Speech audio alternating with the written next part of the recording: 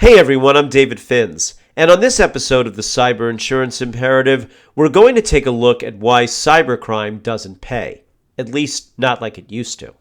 A recent article on the IT website securityintelligence.com cited a study by Coveware indicating that only 41% of ransomware victims paid their attackers in 2022. That's a marked decrease from 76% in 2019. In fact, for the fourth quarter of 2022, that figure had plummeted to just 37%. So what's driving this drop in ransomware payments? Well, better incident response planning on the part of businesses seems to be one answer. So is the use of what are called immutable backups of sensitive data.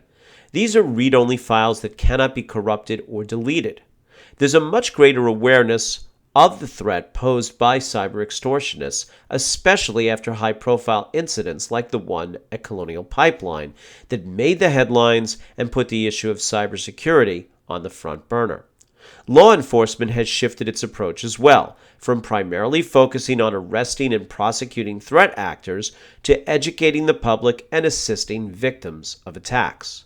They're also penalizing parties that facilitate sanctioned payments and skirt regulations.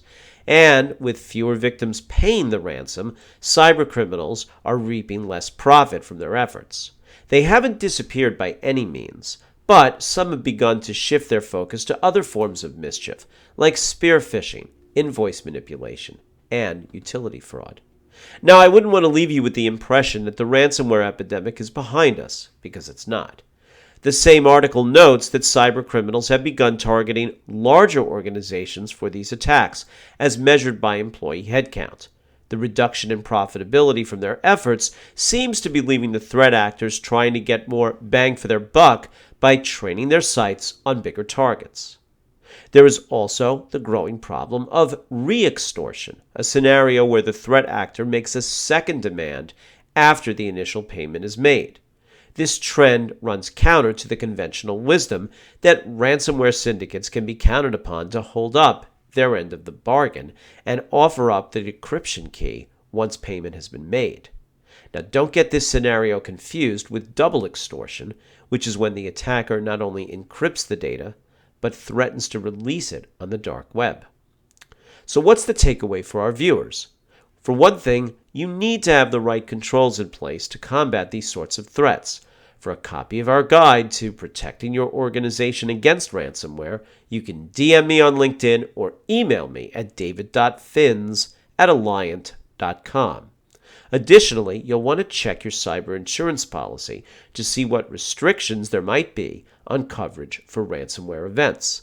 See, in the hard market we've experienced over the last few years, underwriters started placing sublimits and coinsurance provisions on coverage for these attacks, and not just for the cost of the threat consultant and ransom payment, but for any loss arising from the incident, regardless of what insuring agreements are triggered under the policy.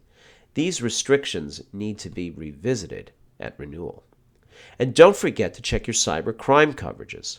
Ideally, your policy will offer coverage for social engineering, invoice manipulation, and utility fraud, or cryptojacking as it is commonly known.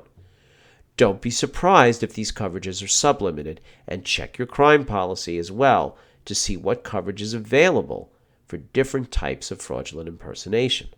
These two policies should be married up to minimize any gaps in coverage.